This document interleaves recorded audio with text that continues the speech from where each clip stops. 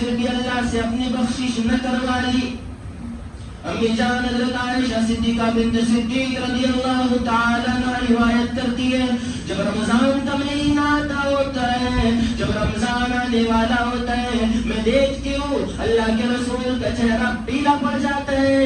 اللہ کے رسول اس حد تک عبادتوں میں آسانی کر دیتے ہیں اور اس حد تک عبادتوں میں زیادتی کر دیتے ہیں. روایت کے الفاظ شد الوزر ہے کہ اپنی لنگی کو باندھ لیتے ہیں. لنگی باندھنے کا مطلب یہ کہ عبادتوں میں مضبوطی کا مطلب یہ کہ عبادتوں میں یکسوئی بھی ہوتی اور عبادتوں میں خشوع بھی ہوتا اور سال کے مقابلے میں عبادتیں بڑھ جاتی ہیں. لیکن آج دیکھو تو کتنے لوگ, میں تھک جاتا ہوں بول کر کے رمضان ہے پھر بھی ان کے منہ میں تھرا, رمضان ہے پھر بھی یہ بڑے میاں سٹا بیڑی پی رہے, سگریٹ پی رہے. کیا یہ علمناک ہے؟ امام حضرت سیدنا حسین رضی اللہ تعالیٰ عنہ کی بات تو علماء اکرام نے کتابوں میں لکھی, فرمایا مدینہ المنورہ ہے, دوپہر کا وقت ہے, ظہر کی نماز کا وقت ہے, سورج نصف شمس میں ہے, آدھے آسمان آدھے دنیا کے بیچ میں ہے. یہاں سیدنا حضرت حسین رضی اللہ تعالیٰ عنہ ڈرتے ڈرتے بے ہوش ہو کے مسجد نبوی کی صحن میں گر پڑے. صحابہ اکرام نے پوچھا, ارے وہ اہل بیت کے چراغ, ارے وہ نبی کی بیوی دھڑکن, ارے وہ فاطمہ الزہرا رضی اللہ تعالیٰ عنہ کے بیٹے, کیا ہو گیا؟ فرمانے لگے ہوش میں آنے کے بعد فرمایا کہ وہ لوگوں رمضان شروع ہو گیا, ڈرتا ہوں کہیں مجھ سے بے ادبی نہ ہو جائے. آج میں کہتا ہوں یہ نوجوان امت محمدیہ کے روڈ کے اوپر, سڑکوں کے اوپر رمضان کی سرعام توہین کرتے ہیں, چائے بھی پیتے ہیں, پان بھی کھاتے ہیں, کھانا بھی کھاتے ہیں, نوڈلز بھی, منچورین بھی اسی منہ سے کھاتے ہیں. آج اللہ کا عذاب نازل نہیں ہو رہا ہے لیکن اللہ کا قرآن کہتے ہیں یا ایھا الناس اتقوا ربکم, اے لوگو ڈرو اللہ کے عذاب سے, ڈرو اس دن سے جب اتنی سخت بنسری کی آواز بجیں گی, اتنی آواز بجیں گی کہ تمہارے کلیجے پھٹ جائیں گے. کوئی معمولی آواز نہیں ہوگی. پھر اللہ فرماتے ہیں جب میدان محشر قائم کروں گا تمام لوگ نفس نفسی کے عالم میں ہوں گے. ایک وقت ایسا آئے گا کہ روزے داروں کو میں اپنے عرش کے سائے میں بٹھاؤں گا. کون سا روزے دار؟ جو روزہ رکھ لے. تو اللہ فرماتا ہے اجزا بھی وفی روایت اجزی بھی, اللہ فرماتا ہے نماز کا بدلہ جب قیامت کے دن دیا جائے گا میں کہوں گا فلاں فرشتے اٹھ جا, نماز کا بدلہ جنت میں محل دے دے, جنت کی نہریں دے دے, نوح کی نہر دے, شراب کی نہر دے, حوروں کو دے دے, غلمان دے دے, مشک زعفران عنبر کافور کے بنے ہوئے بڑے بڑے محلات دے دے. اللہ فرماتا ہے جب باری آئے گی روزے کی میں آواز لگاؤں گا او جنت کے داروں کا رضوان رک جا, تیری حیثیت نہیں بدلہ دینے کی, دوسرے فرشتوں تم بھی رک جاؤ. آج میرے بندے نے سنسناٹی ہوئی دھوپ تھی, چندر پھول کی اتنی تیز دھوپ تھی کہ گلے سوکھ جائے, زبان کانٹا بن جائے, پیٹ میں اتنی شدید پیاس اور بھوک کا حال تھا. چندر پھول کی تپتی ہوئی ریت پہ میرے بندے نے میرا نام لیا, روزے رکھا, رک جاؤ, آنے دو آنے دو. اس کے روزے کا بدلہ جنت نہیں ہے, اس کے روزے کا بدلہ جنت الفردوس نہیں ہے, اس کے روزے کا بدلہ یہ نہریں نہیں ہے, کوئی چیز نہیں. اس کے روزے کا بدلہ تو میری ذات خود موجود ہے. اللہ اپنی ذات دے گا بدلے میں, اور اپنی ذات کیسی کوئی بیان نہیں کر سکتا. اللہ کے رسول نے فرمایا کہ جب جنتی جنت میں چلے جائیں گے, جہنمی جہنم میں چلے جائیں گے نا, تو پھر اللہ تبارک و تعالیٰ کا دیدار ہوگا. امی جان فرمانے لگی یا رسول اللہ کتنی غلطی ہوگی نا جب اللہ کا دیدار نظر آئے گا. امیر خسرو کے اشعار ہے از لذت دیدار خسرو تمام گفتن سردادن و جانادن نا دیدار و خیارے. امیر خسرو فرماتے ہیں کہ اللہ بغیر دیکھے آج لوگ تیرے لیے سلیوں پہ چڑھ گئے, ہاروں سے چر گئے, چھریوں سے کٹ گئے. خدا کی قسم جس دن تجھے دیکھ لیں گے تو تیرے دیدار کا عالم کیا ہوگا.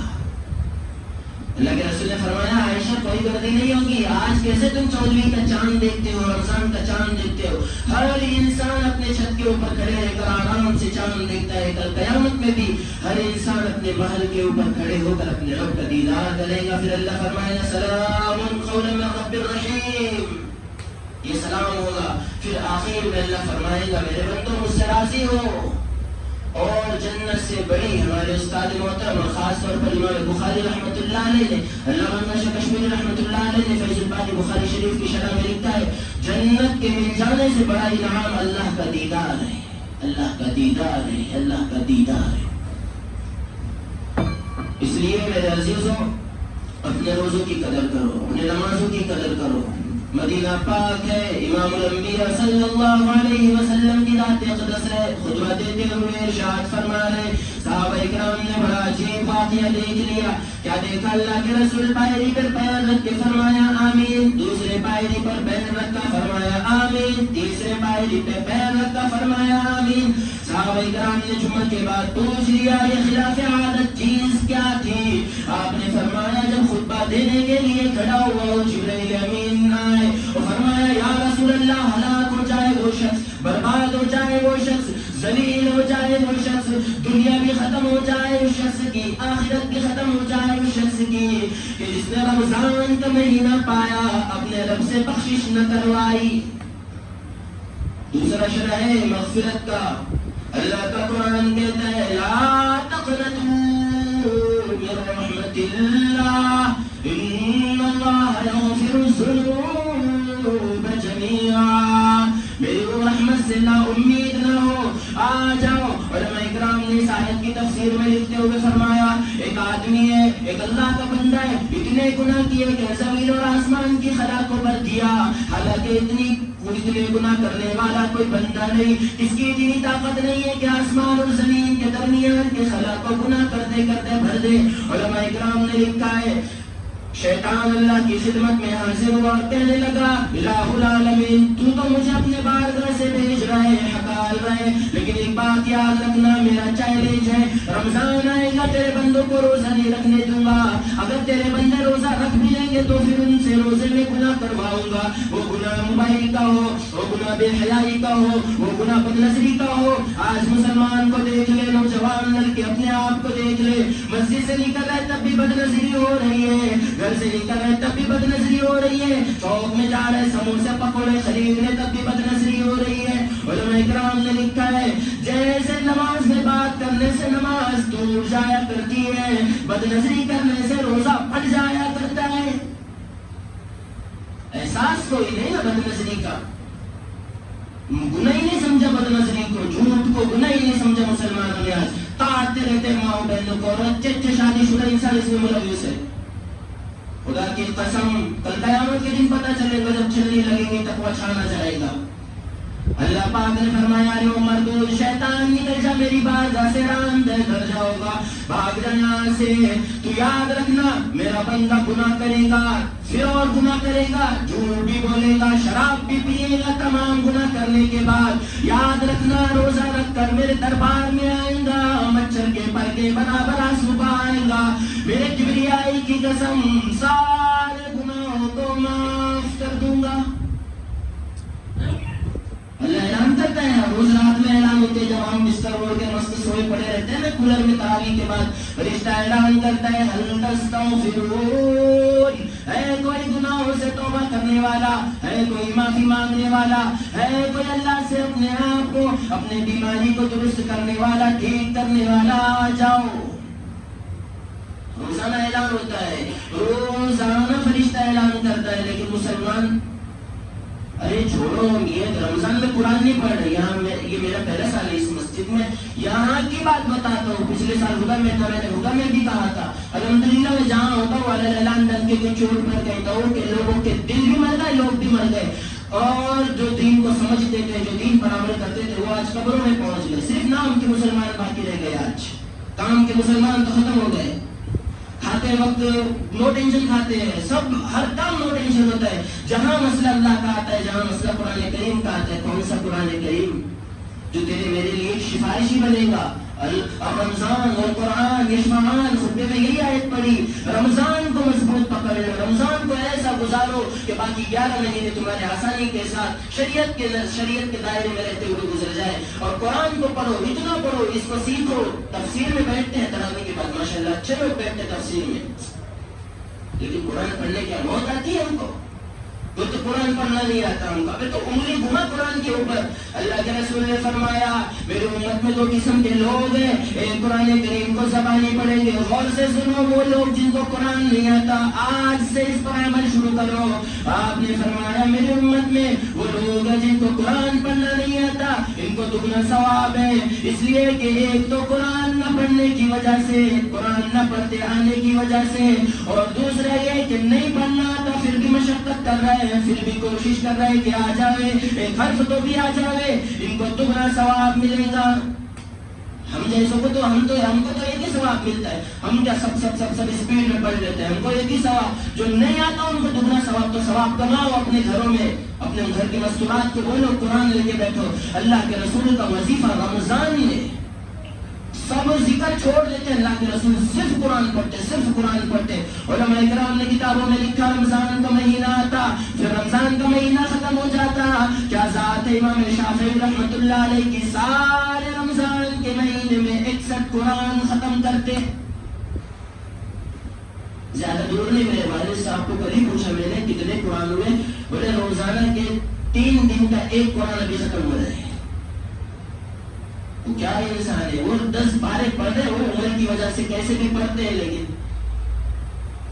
امام اعظم ابو حنیفہ رحمۃ اللہ علیہ کی ذات ہے، ہر مہینے قرآن کریم کی تلاوت کرتے ہیں، لیکن جب بھی رمضان المبارک کا مہینہ آتا تلاوت میں کثرت ہو جاتی، ایسی کثرت ہوتی پورے رمضان میں 61 قرآن ختم کرتے. فرماتے کہ ایک قرآن تو تراویح میں پڑھتا ہوں سارا مہینہ، رمضان کے سارے دن میں ایک قرآن، سارے رات میں ایک قرآن، یوں پڑھ کر 61 قرآن ختم کرتا ہوں. ہمارے اکابر کا رمضان پچھلے سال جب ہم خانقاہ میں تھے اخیری شہر میں، تو وہاں پر حضرت شیخ زکریا رحمۃ اللہ علیہ کی کتاب پڑھائی جاتی ہے. اس میں ایسے ایسے واقعات ملتے ہیں نا، لیکن آپ پر یقین سے تو نہیں کہوں گا، مجھے یہ امکان ہے آپ کے چہرے دیکھنے کے بعد وہ 10 واقعات بھی آپ کو سنا دوں نا، شاید آپ کے دل پر چوٹ لگے. وہ درد نہیں آج مسلمانوں میں، اس نبی کا درد جس نے امت کے لیے اور خاص طور پر ہم جیسے گناہگار بندوں کے لیے جگہ جگہ بخشش کی راحتیں دیکھی، جگہ جگہ بخشش کے لمحے دیکھے. اللہ بھی کتنا بخشنے پر آیا ہے، کتنا بخشتا ہے. ہر وقت سحری کھاؤ تو ثواب، افطاری کھاؤ کرو تو ثواب، تراویح پڑھو تو ثواب. تراویح کے ایک ایک سجدے پر 1,000 نیکی، تراویح کے ایک ایک سجدے پر جنت میں ایک سرخ یاقوت کا محل بناتا جس میں 60,000 سونے چاندی کے دروازے ہوتے. پھر تراویح کے بعد کھانا کھاؤ اس پہ ثواب، سحری کھاؤ اس پہ ثواب، افطاری میں کھجور کھاؤ اس پر ثواب، روزہ داروں کو پانی پلاؤ اس پر ثواب. ہر جگہ ثواب ہی ثواب آ رہا ہے. لیکن مسلمان بندے پھر بھی پبجی، پھر بھی لوڈو کھیلنے میں مصروف ہیں. تیرے پاک نام پہ اے خدا میرا تن فدا، میرا من فدا، تیری بندگی میری آرزو. اللہ جل جلالہ، اللہ جل جلالہ.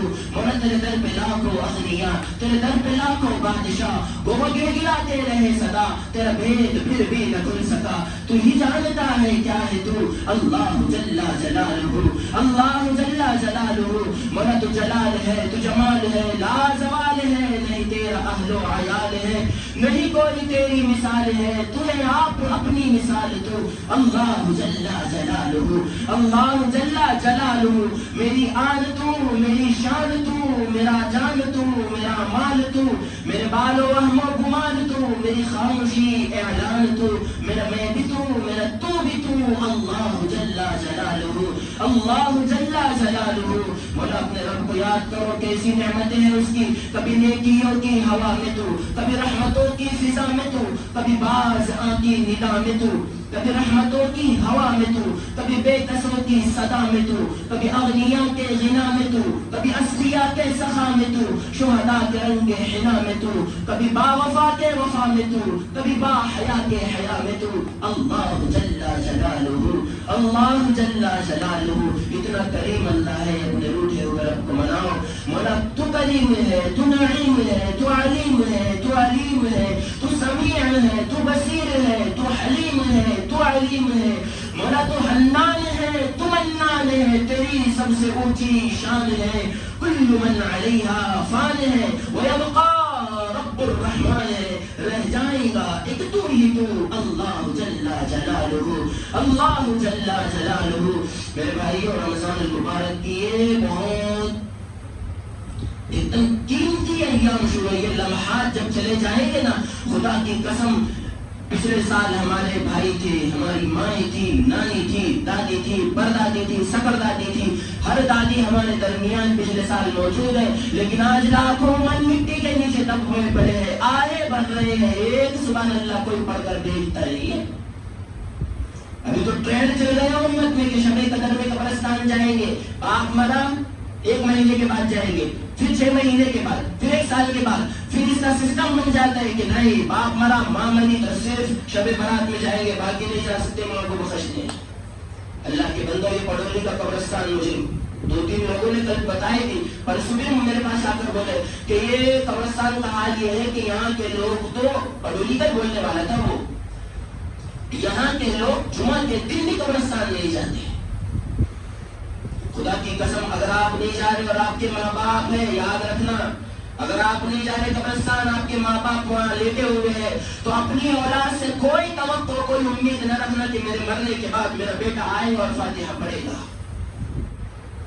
سمجھے؟ اس لیے جہاں اللہ نے فرمایا نا والدین کی عزت کرو، ان کا احترام کرو، ان کی خدمت کرو، تو اللہ نے وہاں پہ یہ بھی فرمایا کہ جب انتقال ہو جائے نا تو پھر جاؤ ان کی قبر پر بیٹھ کر رو، ان کے قبر پر، وہاں سے تمہارے لیے روحانیت آتی ہے. اس لیے نہیں. اور اخیر میں اپنے روزوں کی حفاظت کرو، خاص طور پر یہ میں ہاتھ جوڑ کر ریکویسٹ کرتا ہوں، روزوں کی حفاظت کرو. یہ نہیں کہ صبح سحری میں دکھا رہے، افطاری میں دکھا رہے، تراویح کے بعد دکھا رہے، پھر اور چوک میں جا کے کھا رہے، پھر سورے دن میں جب سوتے تو سوتے سوتے سوتے سوتے پورا روزہ ختم ہو جا رہے. اس طرح اپنے روزے کو ضائع نہ کرو، تراویح کو بھی ضائع نہ کرو. اور اخیر میں ایک نماز جو صلاۃ التسبیح کی ہے، سال بھر تو بندہ نہیں پڑھتا، صلاۃ التسبیح کم سے کم پڑھ لے. اللہ کے رسول کے چچا حضرت عباس رضی اللہ تعالی عنہ سے آپ نے فرمایا، میرے چچا یہ نماز ایسی ہے اگر کوئی پڑھ لینا صغیرہ بھی معاف، کبیرہ بھی معاف. اس روایت پر کلام ہے انشاءاللہ، پھر میں شام کو تفسیر میں کلام سناؤں گا، ابھی نے سنا تھا وقت ہو گیا. یہ نماز پڑھنے کے بعد علانیہ بھی معاف، سرن، ہر چھوٹے موٹے ہر گناہ معاف کر دیتا اللہ تعالی. اور آپ نے فرمایا یہ وہ نماز ہے جس میں 75 مرتبہ ایک رکعت میں سبحان اللہ والحمدللہ ولا الہ الا اللہ واللہ اکبر پڑھ سکتے. پڑھنا پڑتا ہے 300 مرتبہ 4 رکعت میں. 2 مسئلے سن لیں. ایک تو یہ کہ جب یہ نماز پڑھے ہم تو اس میں ہے اصل مسئلہ کاؤنٹنگ کا، وہ تعداد شمار کرنا پڑتا ہے، وہ 1 2 3 پہلے 15 پھر 10 پھر 15 ایسا وہ عدد ہے. تو انگلیوں کو دبا کر، یعنی کہ ہاتھ میں تصویروں میں کسی کو دیکھا میں نے وہاں مدرسے میں جامعہ شرفیہ میں کوئی پڑھ رہا تھا، وہ بڑی سی تصویر، اس میں اتنے موٹے دانوں کی تصویر لے کر وہ پڑھ بھی رہا اور گھما بھی رہا سبحان اللہ الحمدللہ. یہ نہیں، اپنے ہاتھوں پر بھی ہلکے سے دبا دے، یہ کافی ہے. اور دوسرا مسئلہ یہ کہ صلاۃ التسبیح 4 رکعت ہے، تو آپ 2 رکعت 2 سلام کے ساتھ، پھر 2 رکعت 2 سلام کے ساتھ یہ پڑھ سکتے. یہ امت کو مسئلے معلوم نہیں ہوتی نا، تو مجھے اتنی خطرناک نظروں سے دیکھتے نا کہ اس نے کیا ہی بول دیا ممبر پر بیٹھ کر. مسئلے خود کو معلوم نہیں ہوتے، جب میں مسئلہ بیان کرتا ہوں تو اسی دیکھتے ہیں نا غصے سے کہ یہ کیا بول رہے، غلط تو نہیں بول رہے. تو بھائیو تھوڑا کول ڈاؤن ہو جاؤ، تھوڑا ٹھنڈے مزاج سے سنو. صلاۃ التسبیح تو یہ شریعت میں بالکل ہلکی پھلکی نماز ہے، چاہے 2 رکعت پڑھو آپ پہلے، پھر 2 رکعت پڑھو، اور اللہ نے قوت طاقت دی ہے تو 4 رکعت ایک ساتھ پڑھو 2 سلام کے ساتھ، یہ آپ کی مرضی. اور صلاۃ التسبیح پڑھنے کے بعد پھر اپنے گناہوں سے چھوڑنے کی توبہ کرو. توبہ میں استقامت شرط ہے کہ اے اللہ آئندہ جھوٹ نہیں بولوں گا، آئندہ فلرٹنگ نہیں کروں گا، آئندہ دھوکے باز نہیں بنوں گا، کچھ نہیں کروں گا. اپنی بہنوں کا میں نے وراثت میں سے اللہ حصہ کھایا ہے، وہ انشاءاللہ اپنی بہنوں کو پہنچا دوں گا. میرے پڑوسی کی 1 فٹ زمین دبائی ہے، انشاءاللہ وہ بھی دے دوں گا یا اس کی رقم دے دوں گا. یہ سب اللہ سے اقرار کرو تب جا کر کے گناہ معاف ہوں گے. اللہ تبارک و تعالی ہمیں عمل کرنے کی توفیق نصیب فرمائے. جن حضرات کی سنت باقی ہے وہ